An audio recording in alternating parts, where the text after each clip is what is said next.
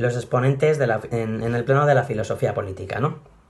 Bien, Locke está dentro de lo que se llama el contractualismo. El contractualismo es el primer gran corpus teórico moderno sobre el origen del poder y, y sobre el establecimiento de los estados, ¿no?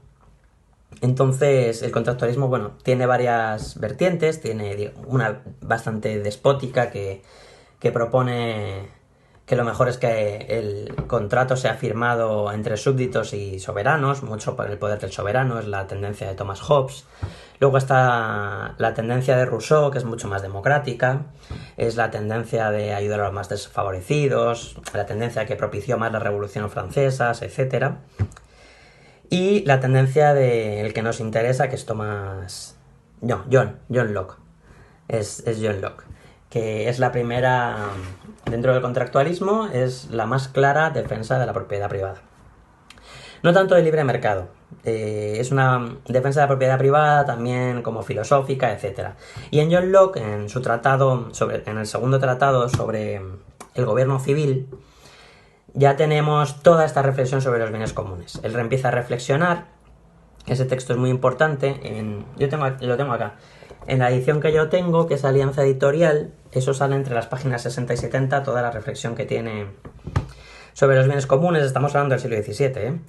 Entonces él reflexiona que también con el aumento de la población y el desarrollo de la civilización, todo ese sistema anterior donde pues antes había tierras para todo el mundo, etcétera, eso empieza a fallar, ese sistema. Entonces, por eso se justifica que se empiecen a acercar las tierras y además eso le viene bien al desarrollo porque la iniciativa privada produce más.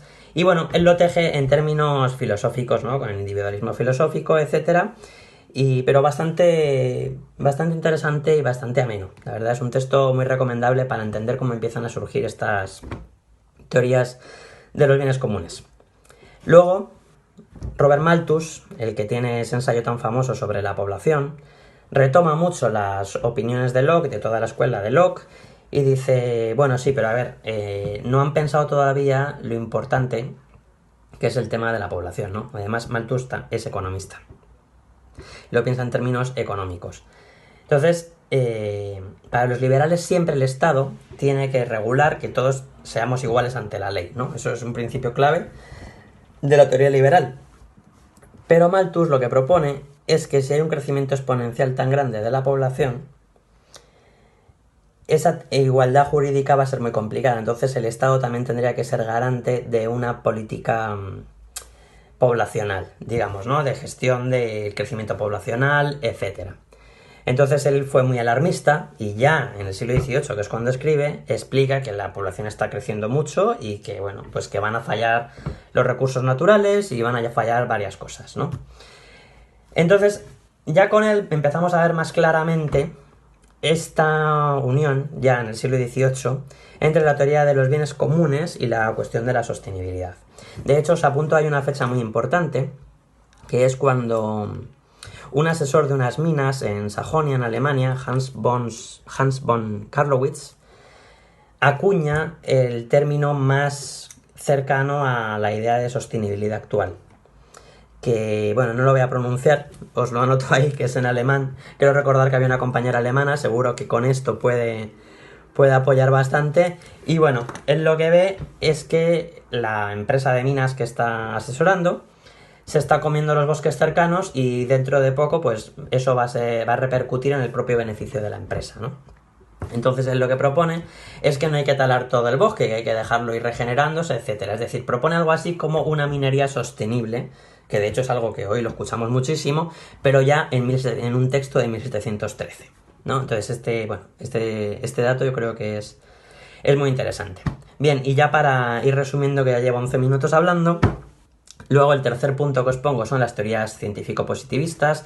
Ya en el siglo XIX ya la revolución industrial está sentada, el capitalismo y el sistema de libre mercado va viento en popa y aparecen ya el discurso ambiental crítico, ya como más disciplinario, más científico. Está John Stuart Mill, hay muchos autores, aparece ya como disciplina el ambientalismo, ¿no? Ahí ya en ese momento queda mucho más claro. Y por último pondría el periodo actual, que es ya cuando empiezan a escribir Harding y Ostrom, que es lo que vais a ver en la clase, lo he llamado teorías postdesarrollistas, no porque estén más allá del desarrollo, eso sería transdesarrollo, sino porque está después del discurso desarrollista, ¿no? Os he puesto ahí la fecha típica del discurso de Truman sobre desarrollo-subdesarrollo de 1950. Pero bueno, digamos que a partir de los 70s, 80s, ya con las teorías del cambio climático, las alarmas sobre que el mundo ya no aguanta más, que como veíamos ya venían desde el siglo XVIII, pero ya en este momento se empiezan a tomar muy en serio. Entonces, en ese sentido, no es que esté en contra del desarrollo, es postdesarrollo en el sentido de que tiene que ser un desarrollo, bueno, como lo llaman ahora, sostenible, sustentable, un desarrollo diferente, ecológico, digamos, que pueda desarrollar el actual sistema social, civilizatorio en el que vivimos, que lo llamamos capitalismo, pero sin destrozar el mundo, es decir, sin destrozarse al final a sí mismo, porque el sistema está en un espacio, ¿no? Y si destroza ese espacio, el propio sistema muere. Entonces, bueno, eso es un poco el panorama. Me imagino que me dejo muchas cosas, que tendrán mucho para